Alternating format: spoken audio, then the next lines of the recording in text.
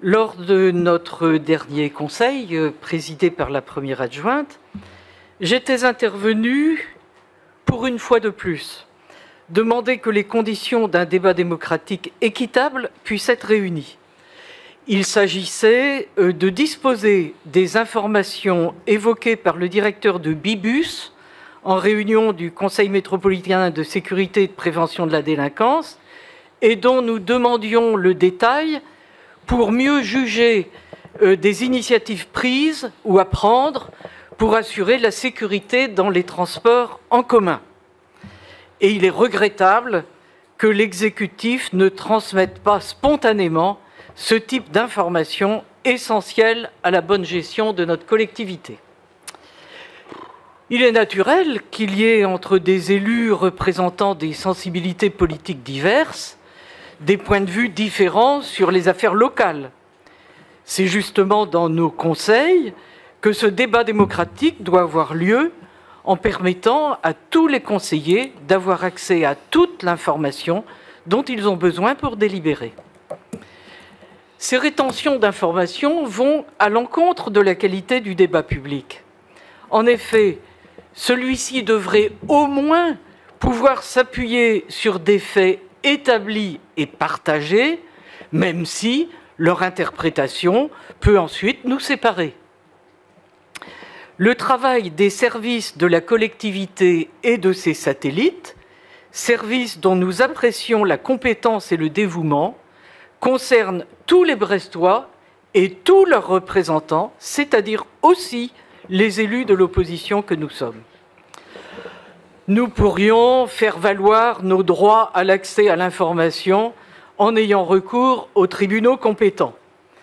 Mais ils sont surchargés d'affaires concernant la vie quotidienne et la sécurité de nos concitoyens.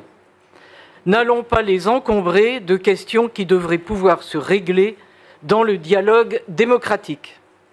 Voir des affaires politiques se régler devant les tribunaux n'est pas bon signe pour la vitalité de la démocratie. C'est malheureusement le parti qui a souvent été pris par le législateur. Vous dénoncez régulièrement, monsieur le maire, le balai des conseillers devant se déporter de certaines délibérations à cause des risques de conflits d'intérêts qui peuvent déboucher sur des sanctions pénales. C'est la loi numéro 2013-907 du 11 octobre 2013 relative à la transparence de la vie publique qui a défini de manière très extensive, trop extensive sans doute, le conflit d'intérêts comme, je cite, « toute situation d'interférence entre un intérêt public et des intérêts publics ou privés, qui est de nature à influencer ou paraître influencer l'exercice indépendant, impartial et objectif d'une fonction. » Son rapporteur à l'Assemblée était notre compatriote Jean-Jacques Urvoas. Elle a été votée par la majorité de gauche de l'époque, soucieuse de mettre fin au scandale de l'affaire Cahuzac. L'opposition n'avait pas manqué d'attirer l'attention sur les risques de judiciarisation excessive et de problèmes d'interprétation. Les mêmes problèmes d'interprétation peuvent interférer sur l'application des dispositions législatives relatives à la communication en période préélectorale. Et s'agissant des prochaines élections municipales, cette période est ouverte depuis le 1er septembre. C'est pourquoi, ayant lu dans la presse locale qu'une série d'inaugurations devait se dérouler en grande pompe, entre guillemets, autour de mon réseau grandi, à un mois de l'élection, je vous ai écrit le 3 septembre pour vous demander des précisions. Vous avez répondu, tout à fait. Le 9, le courrier marche quand même quelquefois, que les mots « en grande pompe » n'avaient jamais été prononcés. Ce que vous qualifiez de commentaire journalistique ne fait donc que refléter l'impression donnée par votre communication. Mais votre courrier n'apportait pas les précisions souhaitées. Il ne suffit pas que le service du courrier fonctionne. Et à la suite d'une nouvelle intervention, vous nous avez envoyé la note de vos services sur la communication en période préélectorale.